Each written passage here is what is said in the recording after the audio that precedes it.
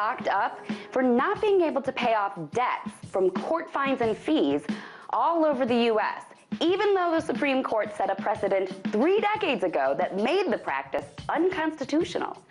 Nice, right? Here's the story. People commit non-criminal offenses like shoplifting small things or going through red lights, and then they get fees and fines imposed on them by the courts. And then sometimes those people don't pay those fees and fines. When they don't, by law, the court is required to find out if that's because they can't afford it, or if they're just being jerks refusing to pony up. If they just can't afford it, courts are legally not supposed to throw them in jail for non-payment, but they do it anyway, all the time. In fact, it's happening on a regular basis in at least a third of U.S. states, according to some reports. And a new report by the ACLU has just found that in Washington, they impose a 12% interest rate on those fines, which continues to accrue while the person's in prison, unable to make money.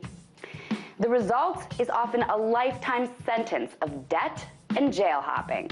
The ACLU also found the same thing going on in Ohio and Colorado. In one report, they detailed the story of Linda Roberts, a woman who stole $20 worth of food.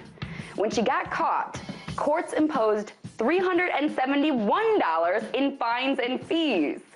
She told the court she couldn't pay, obviously, but she was still sent to jail. So the fees accrued interest and grew to $746. So her debt and jail time continue to grow.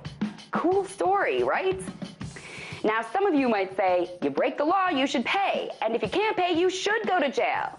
But to them, I'd say, think about this.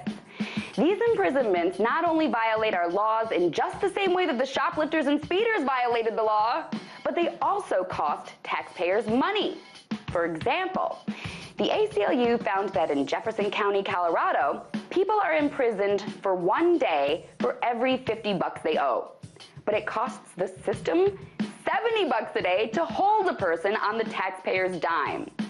In Jefferson County, taxpayers paid out $110,000 in just 5 months for this idiotic system of imprisoning people at an expense that is more than the money that is owed. So no matter how you feel about the concept of debtors' prisons, here's the bottom line. In this story, the only thing that should be sent to jail for breaking the law and being idiotic is the legal system itself. Tonight, let's talk about that by following me on Twitter @TheResident.